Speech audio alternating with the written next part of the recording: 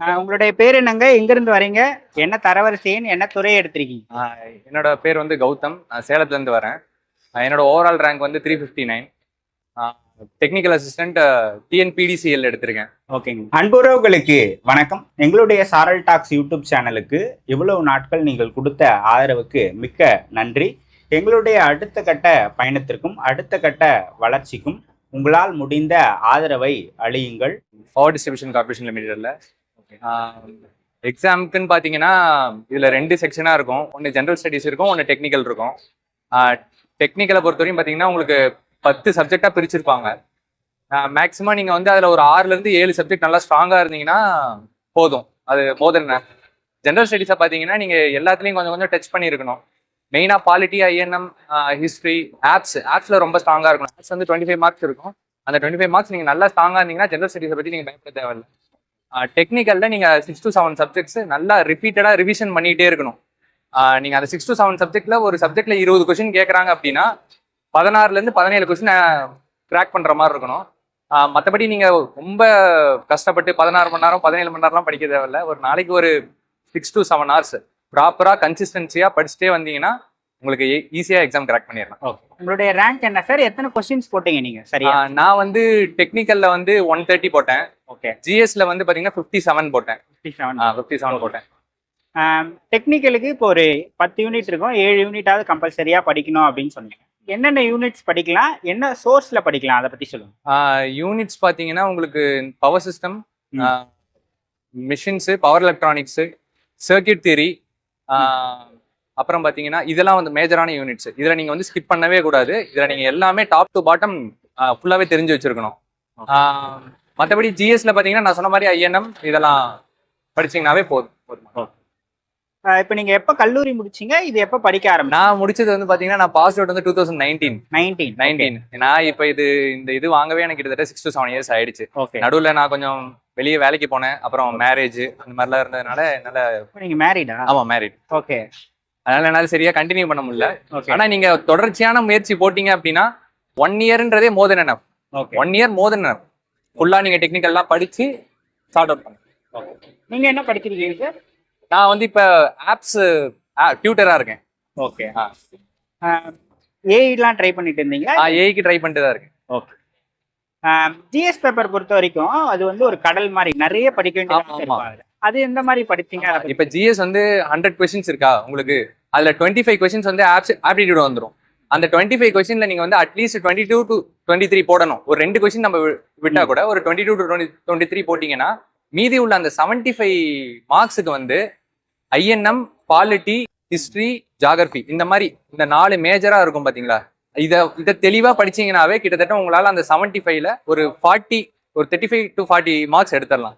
இது எடுத்துட்டீங்கன்னாவே நீங்க maximum reach ஆயிடுவீங்க. இதுல ஒரு 35 அதுல ஒரு 25 அப்படின்னாலே உங்களுக்கு வந்து கிட்டத்தட்ட 60 ஆயிடுது. அந்த மார்க் எடுத்தீங்கன்னாவே இது ஒரு டீசன்ட் ஸ்கோர் தான். இன்னும் அதுக்கு மேல இன்னும் வருங்காலத்துல வந்து பாத்தீங்கன்னா இந்த 60ன்றது 10ல அப்படின்னா நீங்க இன்னும் வந்து இதுல ஒரு 45 அதுல ஒரு 25 போடுற மாதிரி இருக்கும். ஓகே. உங்க குடும்பத்துல எல்லாரும் சப்போர்ட் பண்ணாங்களா படிக்க? எனக்கு வந்து எங்க அப்பா அம்மா எல்லாருமே ரொம்ப சப்போர்ட் தான். அப்பா வந்து டிரைவர் தான். அவர் டிரான்ஸ்போர்ட்ல எம்டி டிரைவரா இருந்து ரிட்டையர் ஆயிட்டாரு. அவங்க எல்லாருமே ரொம்ப சப்போர்ட். ஈவன் எனக்கு கல்யாணம் ஆகியுமே அவங்க எனக்கு கொஞ்சம் சப்போர்ட் பண்ணாங்க ஃபினான்ஷியலி. அதனாலதான் இந்த அளவு வர முடிஞ்சது. என் ஒய்ஃப் வந்து கொஞ்சம் சப்போர்ட் பண்ணாங்க. அவங்க வந்து போஸ்டல்ல ஒர்க் பண்றாங்க. ஓகே. அவங்களும் கொஞ்சம் சப்போர்ட் பண்ணாங்க. இல்லைன்னா இந்த அளவு நம்மளால பேரண்ட்ஸ் சப்போர்ட்டும் ஒய்ஃப் ஃபேமிலி சப்போர்ட் இல்லாமலாம் நம்மளால ஆஃப்டர் மேரேஜ் அச்சீவ் பண்ண முடியாது. கஷ்டம். ஓகே. இப்போ ஒரு 1 day ஸ்டடி பிளானா எப்படி வச்சுப்பீங்க? டெக்னிக்கலுக்கு எவ்வளவு நேரம் கொடுப்பீங்க? ஜிஎஸ்க்கு எவ்வளவு? நான் வந்து டெக்னிக்கல் வந்து பாத்தீங்கன்னா மார்னிங் எந்திரிச்சோன்னா மேக்ஸ் போட்டுருவேன் சார். ஆப்ஸ் பார்த்துருவேன். அதுக்கப்புறம் எனக்கு எப்போ வந்து டெக்னிக்கலுக்கு எப்போ எடுப்பேன் அப்படின்னு பார்த்தீங்கன்னா ஒரு காலைல 10 o'clock to ஒரு 1 o'clock வரையும் டெக்னிக்கல் பண்ணுவேன். அப்புறமேட்டு 1 to 5 1 to 4:30 எதுவும் பண்ண மாட்டேன். வேற ஏதாவது ஒர்க் இருக்கும், நம்ம வேலைக்கு போகிறோம், அதெல்லாம் இது பண்ணுவோம். அதுக்கப்புறம் ஈவினிங் செஷன் வந்து மறுபடியும் ஜிஎஸ்க்கு ஸ்பெண்ட் பண்ணுவேன். ஒர்க் பண்ணிட்டே படிச்சீங்க? ஆமா, ஒர்க் பண்ணிட்டே. ஓகே. காலையில சாயந்தரம் கிடைக்கும் அந்த மாதிரி. எனக்கு வந்து நான் டியூட்டர்ன்றதுனால எனக்கு கிளாஸஸ் அப்பப்போ இருக்கும். ஆன்லைன் கிளாஸஸும் எடுப்பேன், நார்மலா நமக்கு வெளியே போய் ஆஃப்லைன் கிளாஸஸும் எடுப்பேன். ஸோ எனக்கு கிளாஸஸ் இல்லாத டைம் நான் உட்காந்து ப்ரிப்பேர் பண்ணிடுவேன். ஓகேங்க. இப்போ எப்பயாச்சும் செல்ஃப் டவுன் ஆனா எப்படி மோட்டிவேட் பண்ணிப்பீங்க உங்களை? மோட்டிவேட் பண்றது வந்து நான் என்னன்னா, எனக்கு எங்க அப்பா வந்து ரொம்ப கஷ்டப்பட்டு தான் பண்ணாரு. எங்க அப்பா வந்து ஒரு கவர்மெண்ட் ஜாப், ஆனா அவர் வந்து ஒரு டிரைவர் தான். ஆனா அதுக்கப்புறம் என்னோட இது வந்து விட்டு போயிடக்கூடாது, நீ ஒரு கவர்மெண்ட் ஜாப் போகணுன்ட்டு தான் என்ன பிஏ படிக்க வச்சாரு. ஓகே. நீ ஒரு இன்ஜினியர் ஆகணும்ட்டு தான். இப்பயுமே நான் டெக்னிக்கல் அசிஸ்டன்ட் தான் எடுத்திருக்கேன். நான் என்ன அதை ஃபுல்ஃபில் பண்ணல. அதனால எனக்கு அதுவே ஒரு பெரிய நான் அவரை பார்த்தாலே எனக்கு பெரிய மோட்டிவேஷன் தான். ஓகே. மொபைல் டிஸ்ட்ராக்ஷன் இருந்திருக்கா உங்களுக்கு? இருந்திருக்கு சார். அது வந்து நிறைய இருக்கு. ஆக்சுவலா இப்போ நீங்க நான் வந்து இன்ஸ்டா, ஃபேஸ்புக் எதுவுமே யூஸ் பண்ண மாட்டேன் சார். பண்ண மாட்டீங்க? ஆமா, ஒன்லி வாட்ஸ்அப் மட்டும்தான். ஓகே. வாட்ஸ்அப், யூடியூப் வந்து பாத்தீங்கன்னா ஸ்டடி ரிலேட்டடா பாக்குறது யூடியூப் பாத்துக்குவேன். இன்ஸ்டா யூஸ் பண்ணலாம். நீங்க அதை எப்படி யூஸ் பண்ணலாம் அப்படின்னா, நீங்க பாக்குற ஃபீட்ஸ் எல்லாமே உங்களோட எலக்ட்ரிக்கல் ஓரியன்ட், உங்களோட ஸ்டடிஸ் ஓரியன்டா பாத்துக்கிட்டீங்க அப்படின்னா அது உங்களுக்கு பெரிய பிளஸ்ஸா இருக்கும். நீங்க அது இல்லாம அவுட் ஆஃப் த பாக்ஸ் போனீங்கன்னாவே டிஸ்ட்ராக்ட் ஆயிடும். ஓகே. இப்போ டெக்னிக்கல் பேப்பர் வந்து மோர் தியரிட்டிக்கலா இருக்குமா இல்ல ப்ராப்ளமேட்டிக்கா இருக்குங்களா? சார் ரெண்டுமே கலந்துருக்கும் சார்.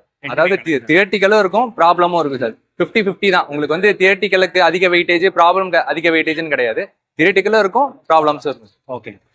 இப்போ இந்த டெக்னிக்கல் அசிஸ்டன்ட் படிக்கக்கூடிய ஆஸ்பிரண்ட்ஸ்க்கு நீங்க என்ன மெசேஜ் சொல்றீங்க சார்? நான் என்ன மெசேஜ் சொல்றேன்னா, டெய்லியும் படிங்க. டெய்லியும் ஒரு காலையில ஒரு 3 மணி நேரம், ஈவினிங் ஒரு 3 மணி நேரம். இந்த 6 மணி நேரத்தை ஒரு நாள் கூட ஸ்கிப் பண்ணாம கன்சிஸ்டன்சியா நீங்க படிச்சீங்கன்னாவே மோர் தென் எனஃப் இந்த எக்ஸாமை கிராக் பண்ண. ரொம்ப கஷ்டம்லாம் கிடையாது, ரொம்ப ரொம்ப ஈஸி. ஓகே. இப்போ நிறைய பேர் என்ன கேட்பாங்கன்னா, சோர்ஸ் என்ன புக்ஸ்ல நம்ம படிக்கலாம் அப்படின்னு கேட்பாங்க. டெக்னிக்கல் என்ன புக்ஸ்ல படிக்கணும் சார்? புக்ஸ் வந்து பாத்தீங்கன்னா நான் அதிகமா ரெஃபர் பண்ணது வந்து பாத்தீங்கன்னா நம்ம காலேஜ் புக்ஸ் தான். காலேஜ் புக் ரெஃபர் பண்ணுங்க. நீங்க கொஞ்சம் கொஞ்சம் ரெஃபர் பண்ணுங்க. அதுல இருந்து நோட்ஸ் எடுத்து வச்சுக்கோங்க. மெயினா ஷார்ட் நோட்ஸ் எடுத்துக்கணும் சார். ஏன்னா எக்ஸாம் டைம்ல அந்த ஷார்ட் நோட்ஸ் தான் உங்களுக்கு உதவும். ஏன்னா ஃபுல்லா ரிவிஷன் பண்ண முடியாது. ஒரு பெரிய புக்கை நீங்க ஃபுல்லாவே ரிவிஷன் பண்ண முடியாது. அதுல ஷார்ட் நோட்ஸ் எடுத்து வச்சுக்கிட்டீங்கன்னா ஈஸியா ரிவைஸ் பண்ணிடலாம். நீங்க 6 to 7 டைம்ஸ் அந்த ஷார்ட் நோட்ஸை திருப்பி பாத்துட்டீங்க அப்படின்னா உங்களுக்கு ரொம்ப ஈஸியா இருக்கும். ஸோ நம்ம காலேஜ் புக்ஸ் வந்து சோர்ஸா வச்சுக்கலாம் சார். அது இல்லாம YCTன்னு ஒரு புக் இருக்கு. அந்த YCTன்ற புக் வந்து பாத்தீங்கன்னா MCQ சால்வ் பண்றதுக்கு நீங்க அதை யூஸ் பண்ணிக்கலாம். அது இல்லாம JB குப்தான்னு ஒரு புக் இருக்கு. அதுவுமே MCQ சால்வ் பண்றதுக்கு நீங்க அதை யூஸ் பண்ணிக்கலாம். ஓகே. இப்போ எக்ஸாம் ஹால்ல இந்த 3 hours டைம் மேனேஜ்மெண்ட் எந்த மாதிரி எப்படி பண்ணீங்க சார்? சிபிடிக்கும் சொல்லுங்க, OMRக்கும் சார். அதாவது டெக்னிக்கல் வந்து பாத்தீங்கன்னா நமக்கு வந்து சிபிடில நடக்கும் சார். டெக்னிக்கல் வந்து எனக்கு ஆர்டர் வைஸே தான் நான் போனேன். நான் வந்து ஆர்டர் வைஸ் எனக்கு தெரியாத கொஸ்டின் ஸ்கிப் பண்ணிடுவேன். பின்னாடி பாத்துக்கலாம் அப்படின்னு சொல்லிட்டு தெரிஞ்ச கொஸ்டின்லாம் அடிச்சுட்டு வந்துட்டே இருப்பேன். தெரியாத கொஸ்டின் ஸ்கிப் பண்ணிட்டு போயிடணும். அப்புறம் லாஸ்டா அந்த தெரியாத கொஸ்டினுக்கு வந்துடணும். ஆனா எப்பயுமே 3 hours எக்ஸாம் இருக்கு அப்படின்னா நீங்க 2 hours 15 minutesலேயே அந்த மொத்தத்தையும் முடிக்க ட்ரை பண்ணணும். அப்பனா தான் நீங்க அந்த 3 மணி நேரத்துக்குள்ள ஏதோ ஒன்று அச்சீவ் பண்ண முடியும். ஓகே. ஜெனரல் ஸ்டடீஸை பொறுத்த வரையும் பாத்தீங்கன்னா OMRல ஷேட் பண்றது நான் எடுத்தோன்னே மேக்ஸ் பண்ணிடுவேன் சார். 25 கொஸ்டின்ஸ் மேக்ஸை ஃபர்ஸ்ட் முடிச்சிருவேன்.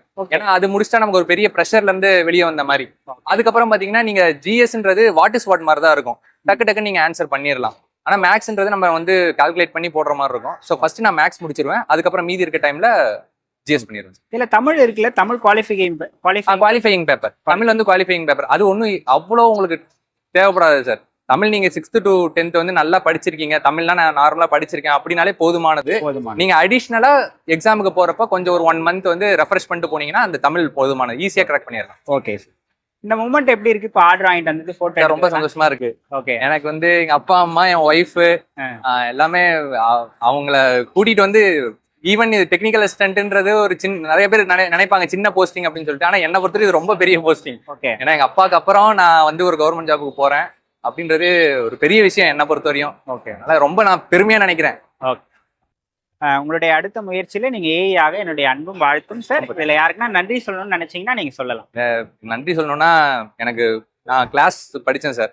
என்னோட காலேஜ் ப்ரொஃபசர்ஸ், அப்புறம் எனக்கு அகாடமியில் படித்தேன் அந்த ப்ரொஃபசர்ஸ், அப்பா அம்மா, என் ஒய்ஃப், இவங்கெல்லாம் பயங்கர சப்போர்ட்டாக இருந்தாங்க. அதுக்கு ரொம்ப தேங்க்ஸ். தேங்க்யூ.